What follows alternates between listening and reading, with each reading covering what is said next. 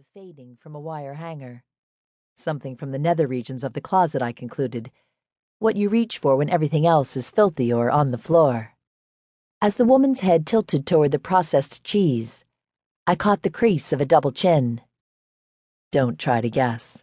You'd never recognize her from that portrait. She was once so neurotically svelte, sharply cornered, and glossy as if commercially gift-wrapped. Though it may be more romantic to picture the bereaved as gaunt, I imagine you can grieve as efficiently with chocolates as with tap water. Besides, there are women who keep themselves sleek and smartly turned out less to please a spouse than to keep up with the daughter. And, thanks to us, she lacks that incentive these days. It was Mary Wolford. I'm not proud of this, but I couldn't face her. I reeled. My hands went clammy as I fumbled with the carton, checking that the eggs were whole. I rearranged my features into those of a shopper who had just remembered something in the next aisle over and managed to place the eggs on the child's seat without turning. Scuttling off on this pretense of mission, I left the cart behind because the wheel squeaked.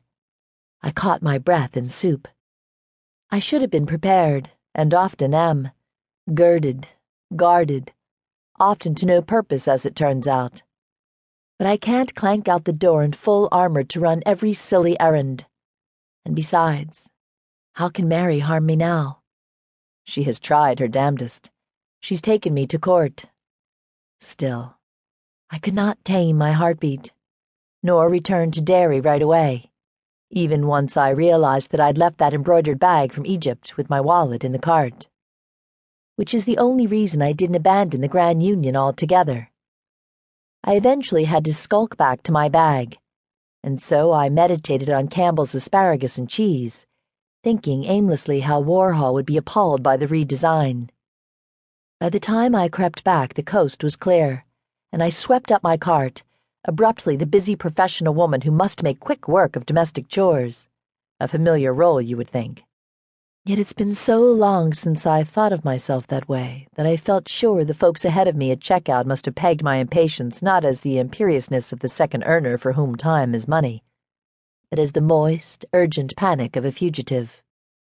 When I unloaded my motley groceries, the egg carton felt sticky, which moved the sales clerk to flip it open.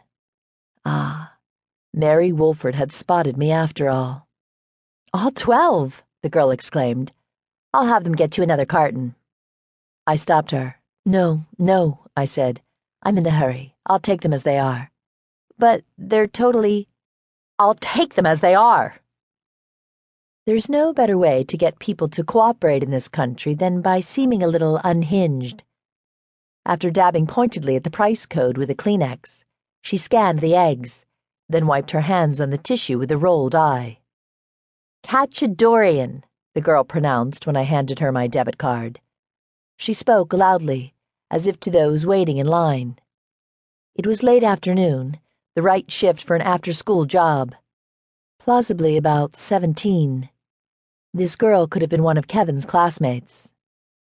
Sure, there are half a dozen high schools in this area, and her family might have just moved here from California. But from the look in her eye, I didn't think so. She fixed me with a hard stare. "That's an unusual name." I'm not sure what got into me, but I'm so tired of this. It's not that I have no shame. Rather, I'm exhausted with shame, slippery all over with its sticky albumin taint. It is not an emotion that leads anywhere. "I'm the only Cachadorian in New York State," I flouted, and snatched my card back. She threw my eggs in a bag, where they drooled a little more. So now I'm home. What passes for it? Of course, you've never been here, so allow me to describe it for you. You'd be taken aback, not least because I've opted to remain in Gladstone after kicking up such a fuss about moving to the suburbs in the first place. But I felt I should stay within driving distance of Kevin. Besides, much as I crave anonymity, it's not that I want my neighbors to forget who I am. I want to. And that is not an opportunity any town affords. This is the one place in the world where the ramifications of my life are fully felt.